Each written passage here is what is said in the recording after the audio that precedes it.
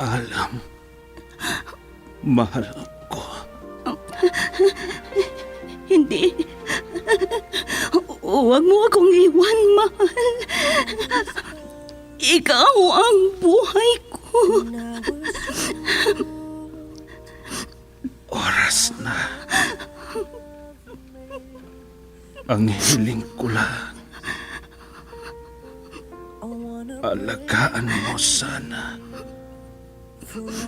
ang alak-alak ng pag-ibig ko.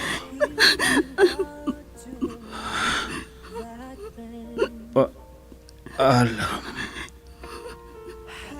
mahal ko. Hindi. Hindi ka mamamatay. Hindi.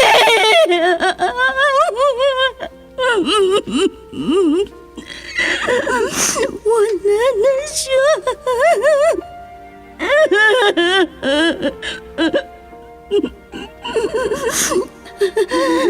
Baunin mo ang walang hanggang pag-ibig ko.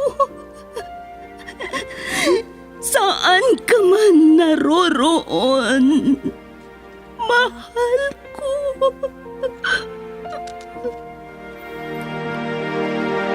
I was hurt. Recuerdos de la Vida. I thought you will forever. Drama na kung saan inyong mapakinggan ang mga pangyayari sa nakalipas na panahon sa buhay ng isang tao. Mga kaganapan at mga bagay na nanatiling alaala na lamang na nagkaroon na ng pugad sa dibdib. Alaala na hindi kayang burahin ng panahon kailanman. Recuerdos de la Vida. Mula sa pluma nila Lubimin Aquino Sr., Letty Astudillo Aquino. Direksyon at produksyon supervision, Letty Astudillo Aquino. Recuerdos de la Vida. Mula sa Lovelet Artist and Talent Center Drama Productions, handog sa inyo ng #1 and most trusted radio network in the country, Bombo Radio Philippines. Basta Radio, Bombo!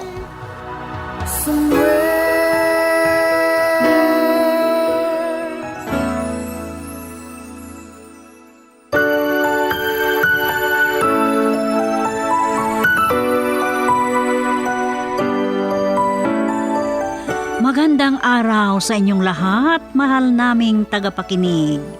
Sa pagkakataong ito, isa na namang liham ang ating natanggap sa ating dula na pinamagatang Recuerdos de la Vida.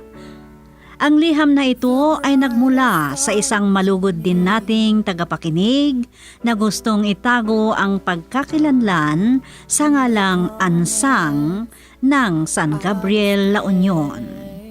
Pero bago nating tunghayan ang liham ni Aling Ansang, gusto naming iparating sa inyo ang lubos naming pasasalamat sa lagi ninyong pakikinig sa lahat ng dula na aming nililikha dito sa Lovelet Artist and Talent Center Drama Productions na handog naman sa inyo ng #1 and most trusted radio network in the country, Bombo Radio Philippines. Basta Radio, Bombo. At ngayon, heto na, basahin natin ang liham ni Aling Ansang. Is this goodbye?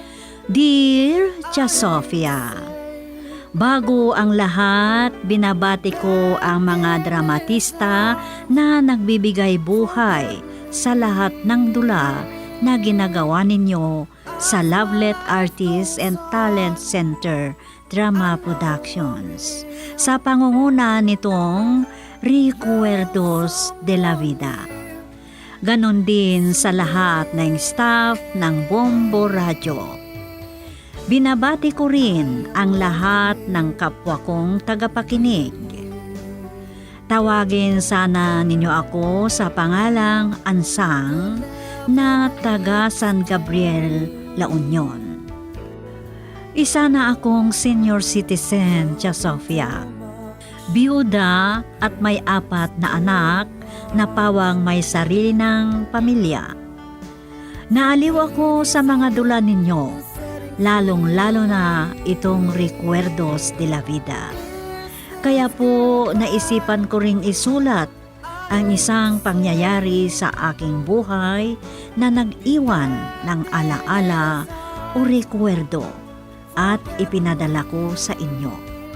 Sana po mapili rin ninyo itong liham ko na bigyang buhay at mapakinggan ko rin sa radyo. Kung ano ang mga kaganapan, aking ikukwento dito sa liham ko.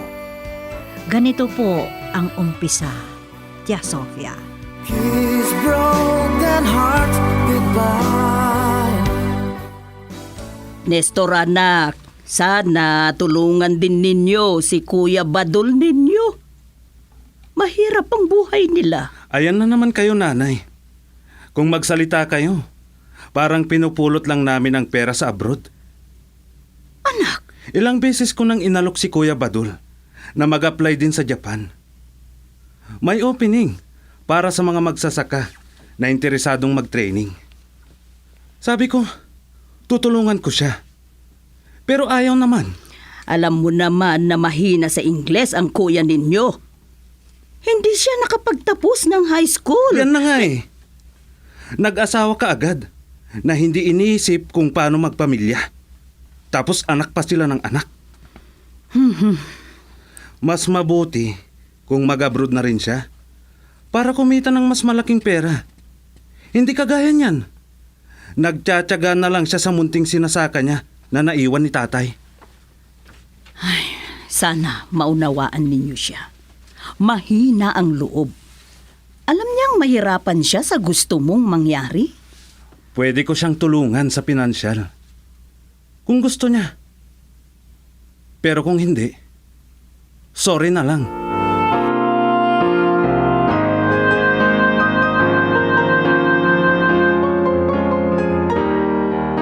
Ano? Ganyan ang sinabi ng kapatid ko. Oo, anak ko. Ang gusto niya, mag-apply ka rin sa Japan.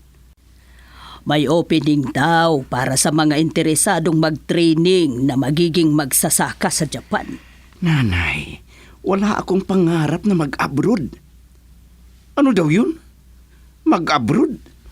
Magsasaka rin lang? Dito na lang ako. Mababantayan ko pa ang pamilya ko. Oo, magsasaka rin. Pero sa Japan naman, anak ko. Malaki daw ang sweldo, sabi ng kapatid mo. Tulungan ka raw sa gastusin kung gusto mo ring mag-abroad. Ay, basta. Hindi na ako mag-abroad, nanay. May awa ang Diyos. Hindi naman siguro kami pababayaan. Isa pa, medyo matanda na kayo. Sinong mag-asikaso sa inyo kung aalis din ako? Anak, kaya ko pa naman. At palagi naman akong dinadalaw ng panganay ninyo. Mabait si Badet. Isa pa yan. Madamot talaga sila. Hindi ko nga maintindihan kung bakit ayaw nila makitira kami sa inyo dito sa family house natin. Para magsama-sama na lang tayo at maasikaso kayo. Huwag na ninyo akong alalahanin. Sa bagay, alam ko ang dahilan kung bakit ayaw nila kaming makitira dito. Baka naman kasi ubusin namin ang allowance nyo na ipinapadala nila. Ay anak, hindi naman siguro. Maliwanag yan, nanay. Patay gutom ang tingin nila sa amin. Kaya tigilan nyo ng lihim na pagbibigay nyo sa amin ng pera tuwing pinapadalahan kayo. Ay, huwag kang magsalita ng ganyan, anak ko. Sobra-sobra ang ibinibigay nila. Aanhin ko ang pera. Matanda na ako, anak. Saka kaligayahan kong magbigay sa inyo sa mga apo ko. Kasi kayo ang nandito.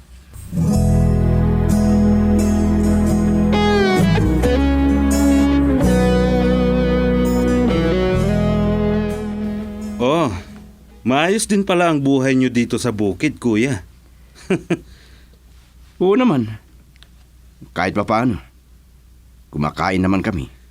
3 beses maghapon. Nang kanin at gulay na walang sahog na karne. Kung karni, pwede naman akong magkatay ng manok dyan. May mga alaga naman kaming manok. Nangangatwiran ka pa talaga. Huwag mo na sana akong laitin ng ganyan. Hindi ako aayon sa gusto ninyong mangyari. Dahil buhay ko ito. Ang sabihin mo, wala kang alam. Bobo ka. Ulitin mo nga ang sinabi mo! Hayop ka. Oh. Sige, gumanti ka pa. Ang gaan naman ng suntok mo. Pagsisisihan mo ang ginawa mong ito. Hayop ka. Sige, magmura ka pa. Pero sinabi ko na, wala kayong pakialam kung anong gusto kong gawin. Hindi ako humihingi sa inyo ng kahit ano. Pero nakakaraos ang pamilya ko. Tigilan niyo na ako! Ay, Diyos ko, mga anak! Anong ginagawa ninyo? Pagsabihan nyo yung hayop na anak nyo. Gusto niya akong patayin. Ano? Anak, bakit? Anong ginawa mo sa nakababata mong kapatid? Akala mo kung sinong manglait. Kaya yun, sintok ko. Ano? Ay, Diyos ko po. Pinabayaan mo na lang sana, anak ko. Namihasa na eh.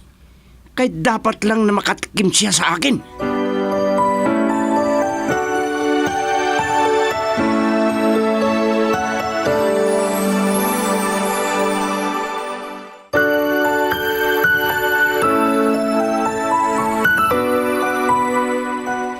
Hindi ko na napigilan ang lalo pang hindi pagkaintindihan ng 2 kong anak na lalaki, Tia Sofia. Nasa abroad ang 2 anak ko at maganda ang buhay nila doon. Isang tagagawa ng tinapay sa Japan, si Nestor, at si Mila naman, nurse sa Canada, na nakipag-asawa sa isa ring doktor at doon na sila nanirahan. Samantalang ang panganay na si Badol na may 4 ng anak sa asawa niyang si Yuli ay hirap sila sa buhay. Mag-isa lang akong nakatira sa family house namin. Samantala nakatira sila Badol at ang pamilya niya sa isang maliit na bahay na malapit sa bukid. Bago bumalik sa abroad si Nestor, ganito ang mga sumunod na pangyayari. I have loved you more than I could.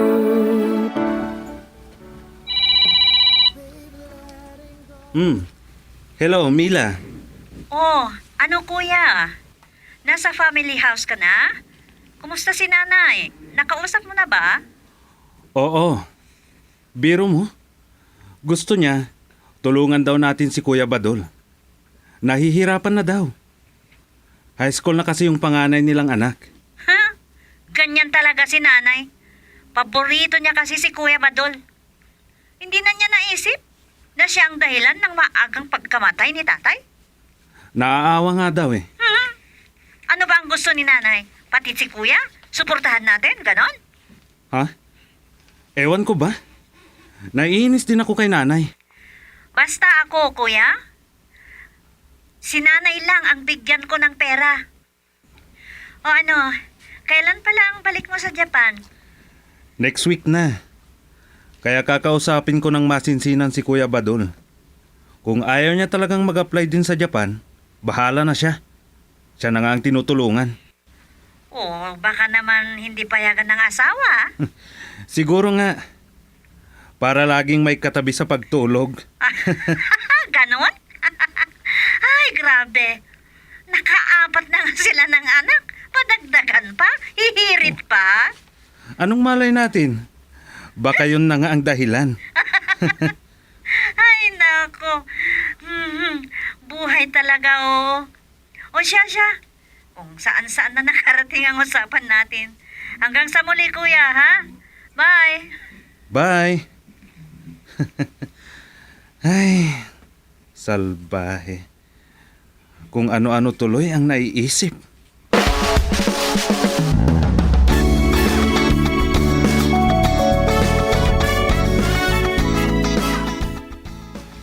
Si Mila ba yung tumawag sa iyo kanina, anak? Oo. Hindi mo man lang ako tinawag para makausap ko naman sana. Nay, busy yun. Bakit? May importante ba kayong sasabihin? Wala naman. Gusto ko lang sana marinig ang boses niya. Ang OA ninyo? Hindi sa OA. Gusto ko lang naman sana makausap. Hindi ba siya makapagbakasyon? Wala naman siyang sinabi. Sana magbakasyon naman kahit ilang araw lang. Hintayin nyo. Kung bakit kasi ayaw ninyong sumama kay Mila doon sa Canada. At doon na rin kayo tumira. Alam mo na kung ano ang sagot ko dyan, anak. Oo, alam ko. Alam ko kung bakit. Hindi ninyo maiwan-iwan ang pinakamamahal ninyong panganay na anak. Wala namang naidudulot sa inyo na maganda. Tumigil ka! Ha? Oh, Binulyawan nyo ako. Totoo naman Diyan na nga kayo. oo. Sandali lang! Ay, Diyos ko. Bakit nagkaganito ang mga anak ko?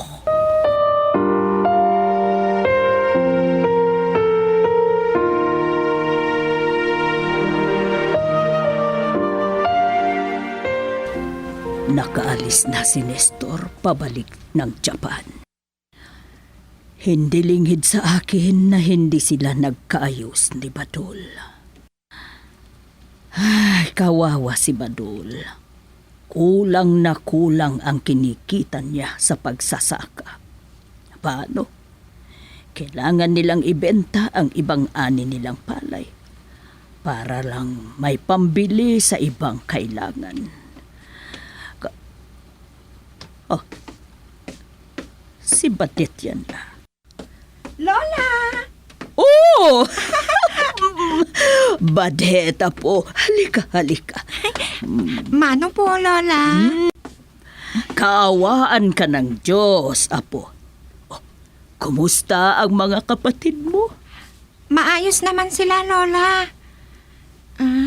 Kaya lang... Ano? Bakit, Apo? Parang di ka na makapagsalita. Lola, hindi na yata kami makakapasok sa school bukas.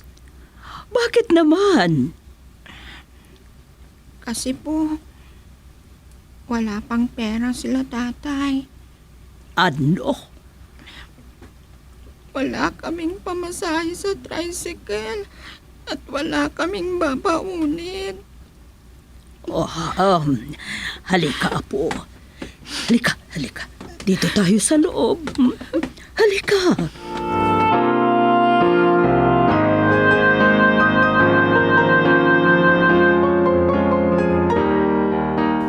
Kunin mo ito, anak ko.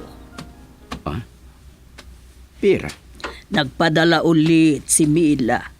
Kaya eto. Oh, tanggapin mo. Pasensya na po, Nay. Hindi ko pwedeng tanggapin yan. Anak, Kahit pa paano. May gastusin pa naman kami. Ganon din sa mga apo niyo. Badol, anak. Tanggihan mo ba ang pagmamahal ko sa inyo? Masakit para sa akin na kumakain ako ng 3 beses maghapon samantalang halos hindi kayo kumakain. Kahit pa paano. Nakakraos naman po kami. Hindi pwede. Ito. Tanggapin mo. Um, Para sa mga apo ko. Sige. Salamat, Nanay. Salamat po ng marami sa inyo.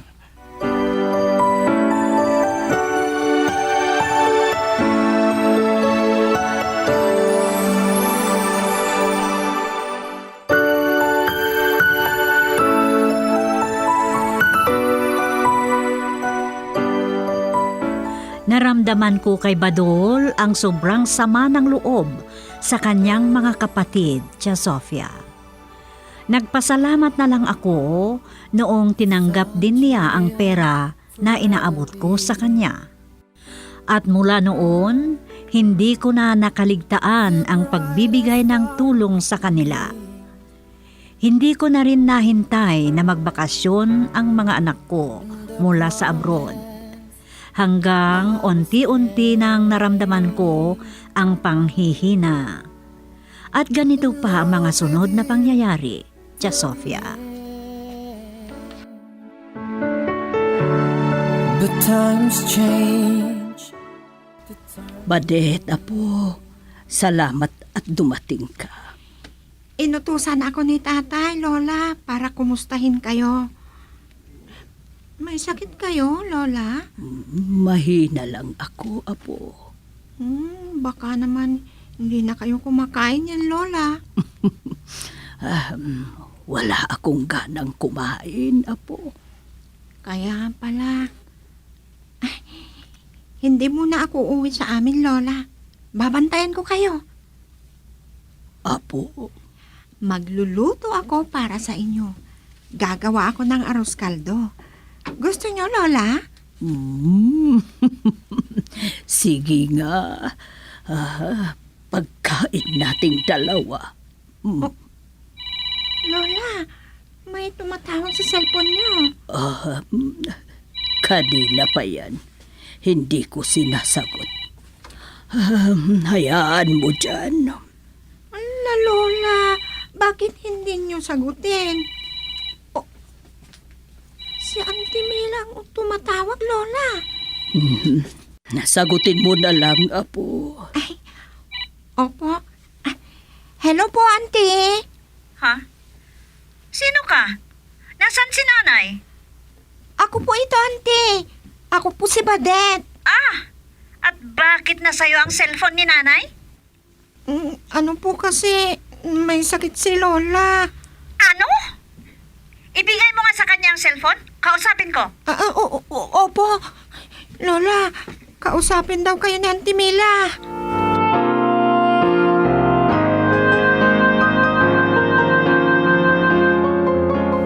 Huwag na nating hintayin ang padala nila na pera, nanay. Dalhin na namin kayo sa ospital. Badol, anak. Huwag na kayong mag-isip na kung ano dyan. Maayos ang lahat. Kahit hindi na sila magpadala ng pera. Ano? Badit, maghanda ka ng bisa ng lola mo. Baka ma-confine siya. Opo, Tay.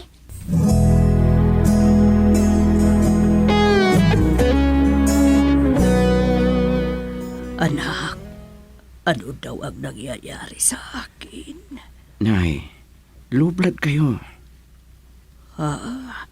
Baka naman hindi na kayo kumakain. Kaya nagkaganyan. Ang payat nyo na. Wala akong ganang kumain. Nay, may problema kayo? Wala. Ano naman ang magiging problema ko, anak? Huwag na ninyo akong alalahanin. Nay, nandito ako para alagaan kayo. Kaya ayaw kong mag-abroad dahil mahal na mahal ko kayo. Wala na si tatay.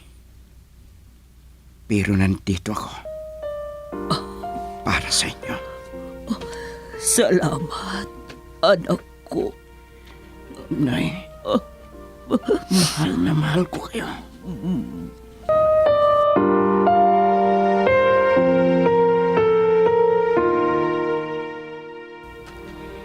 Sabi ng doktor, pwede na kayong umuwi, inay. Anak, malakas na ako. Okay na ako. Pero, paano ang bill dito sa hospital, anak? Wala pa naman ang padala ng mga kapatid mo. Huwag niyo nang isipin yun. Bayad na. Ano? Saan ka kumuha ng ipinangbayad mo? Nay, sa totoo lang, hindi ko ginalaw ang perang binibigay niyo sa akin tuwing magpadala ang mga kapatid ko. Inipon ko yun para sa inyo. Dahil sa inyo naman talaga yun. Ayaw ko kasing darating ang araw na pagalitan na naman kayo dahil lang dun. Anak, iba ka talaga. Tay! Lola! Nandyan si Auntie Mila at Uncle Nestor. Dumating pala sila. Ano? Ano?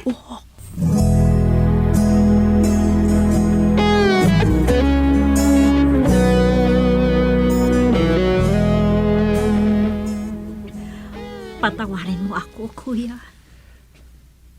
Sorry, kuya. Nagkamali ako. Tama ka. Kailangan ka ni nanay. Nauunawaan ko rin kung bakit ayaw umalis ni nanay dito sa Pilipinas. Salamat, mga kapatid. Patawarin niyo din ako. Naging matigas ako sa inyo. Diyos ko, salamat. Nay, Mga anak, salamat sa pagdating ninyo. Akala ko, mamamatay na ako na hindi man lang makita na maayos na kayo. Mga anak ko.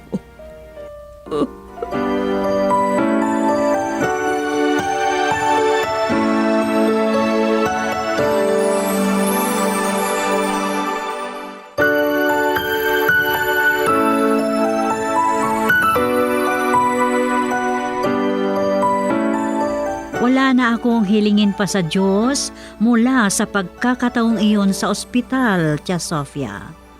Nakita ko sa mga anak ko ang tunay na pagbabago nila sa isa't isa. Wala akong masabi kundi naunawaan ko ang bawat prinsipyo nila sa buhay, lalo na ang panganay kong anak. Pinanindigan ang lahat ng sinabi niya sa kanyang mga kapatid. Ang rekwerdo sa akin ay ang resibo ng bill ko sa ospital na hanggang ngayon ay nakaipis sa folder ng record ko noong na-confine ako, na binayaran noon ni Badol. Malaking bagay kasi ang naidulot noon kung bakit nagbago ang trato nila Nestor at Mila sa panganay nilang kapatid. Hanggang dito na lang ang liham ko, Tia Sofia. Salamat sa inyong pagsasadula sa rekwerdo ng aking buhay. Ang lubos na nagpapasalamat, Ansang.